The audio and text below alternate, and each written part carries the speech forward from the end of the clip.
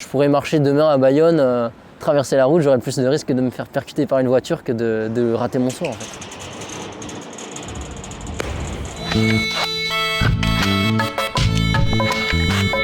Alors, je m'appelle Brice Poul, j'ai 24 ans, j'habite sur le Pays Basque, dans le BAB. Je pratique le parcours et le cliff diving. La définition du parcours, c'est le piège. Et à chaque fois, on est là. Alors le parcours, en fait, le parcours, c'est tout simplement s'entraîner à franchir des obstacles, que ce soit en milieu urbain ou naturel. Juste avec notre corps, l'être humain a toujours grimpé, sauté, bougé. C'est quelque chose qui est en nous depuis des siècles, même depuis toujours en fait. Moi, j'en fais depuis bientôt 10 ans. J'ai commencé dans une association dans le Pays Basque justement, qui s'appelle Acrophile. C'est eux qui m'ont enseigné la pratique du parcours.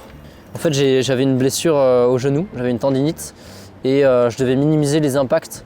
Du coup, j'allais m'entraîner au port des pêcheurs à Biarritz avec un ami. On s'est entraîné à plonger de tête ou à même faire nos acrobaties mais dans l'eau. De là, en fait, j'ai pu connaître la discipline du cliff diving, donc le saut dans l'eau, de falaise.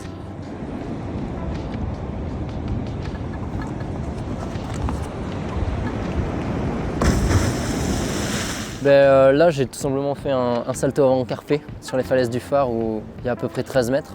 C'est une figure que j'aime beaucoup dans le sens où je me sens un peu volé au début en plongeant. Voilà. Je vois un endroit, je me dis ah ouais putain on pourrait sauter de là ou on pourrait faire telle chose. Et c'est de là qu'en découlent des plus gros exploits. Parce qu'à la base moi je m'entraîne pas forcément pour faire ce genre de choses, je m'entraîne pour le plaisir et pour me sentir utile. Ce côté urbain que j'ai toujours eu avec le skate, avec le parcours. Et moi, en fait, avec le cliff diving, c'est devenu pareil. Je me suis dit, ok, c'est très bien de sauter des falaises à Biarritz et de faire des choses comme ça, mais en fait, est-ce que je pourrais pas sauter de ce toit jusqu'à cette rivière? Est-ce que c'est possible? Est-ce que je suis capable de le faire? Donc de là, je me dis pas, est-ce que c'est possible? Je vais tester, je vais me jeter dedans pour savoir. Bien sûr que non, j'ai fait des calculs, fait des préparations, j'ai mesuré avec des amis dans l'eau, j'ai calculé les trajectoires, les courbes. Quand on pratique des sports extrêmes, avant de faire une figure ou un saut, on ressent si, via les années d'entraînement, est-ce que je m'en sens capable de faire ça?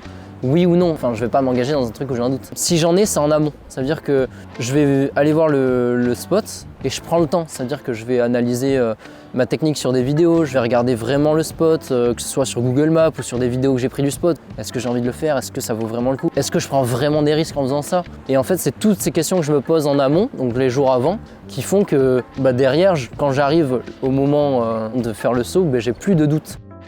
Ça veut dire que je me mets dans ma bulle. Et il n'y a plus rien autour de moi et je me dis non mais ça je sais le faire. Mais je sais que quand je le fais, je suis tellement à fond qu'il n'y a plus de risque quoi. Le premier truc que je conseillerais c'est de se rapprocher d'autres personnes qui font ça. Au moins de pratiquer avec des amis, de se poser les bonnes questions et de se renseigner un minimum avant d'essayer par soi-même. Voilà.